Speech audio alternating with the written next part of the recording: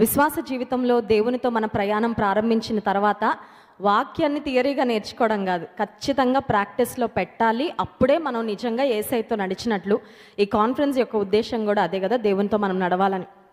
యేసుక్రీస్తు ప్రభువారు నేర్పించిన పరలోక ప్రార్థనలో మా రుణస్థులను మేము క్షమించిన ప్రకారము మా రుణములు క్షమించుము అంటే మనము క్షమించకపోతే క్షమించబడలేము. దేవుని నుండి అన్కండిషనల్ ఫర్గివ్నెస్ మనం ఎక్స్పీరియన్స్ చేస్తున్నాం. ఎందుకంటే మన పాస్ట్ ఏంటో మనకు తెలుసు, రక్షణ పొందక మునుపు. అండ్ రక్షణ పొందాక కూడా మనము ఎలా తప్పిపోతున్నామో, ఎలా దేవుని ఆయాస పెడుతూ ఉంటాం మనకు తెలుసు. కానీ దేవుడు మనల్ని క్షమిస్తూనే ఉన్నారు, అంగీకరిస్తూనే ఉన్నారు, ప్రేమిస్తూనే ఉన్నారు. కాబట్టి దేవుని క్షమాపణను నిజంగా మనం పొందుకుంటే we should be able to extend that same forgiveness మన చుట్టూ ఉన్న వారికి. హర్ట్ అవ్వడం, that is a very hard reality కదా. కొన్నిసార్లు అఫెండ్ అయిపోతూ ఉంటాం, వాళ్ళు even if they mean it or they don't mean it. కొన్నిసార్లు మనం వాళ్ళకి ఏ నష్టం చేయము, వాళ్ళకి ఏ కష్టము చేయము, కానీ ఎదుటి వాళ్ళు మనకు శత్రువులుగా మారిపోతూ ఉంటారు.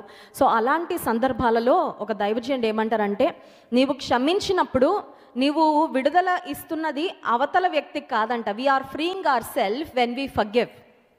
ఎందుకంటే క్షమించలేని హృదయం అనేది మనలో ఆనందం పోతుంది, మనలో నెమ్మది పోతుంది, మనకి నిద్ర పట్టదు, ప్రార్థన రాదు, పాట రాదు. అది ఎలా ఉంటుందంటే, ఒక వ్యక్తిని క్షమించకపోతే, అది భర్తనైనా, భార్యనైనా, పిల్లలనైనా, ఫ్యామిలీ మెంబర్నైనా, కలీగ్నైనా, ఎవరినైనా సరే క్షమించకపోతే it's like a stumbling block between us and God. దేవునికి మనకు మధ్యలో పెద్ద అడ్డు కూడా మనమే పెట్టుకున్నట్లు.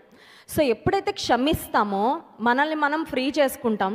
ఇంకోటి ఏంటంటే, దేవునికి మనం అవకాశం ఇస్తాం, ఆయన చూసుకుంటారు, హీ విల్ టేక్ కేర్.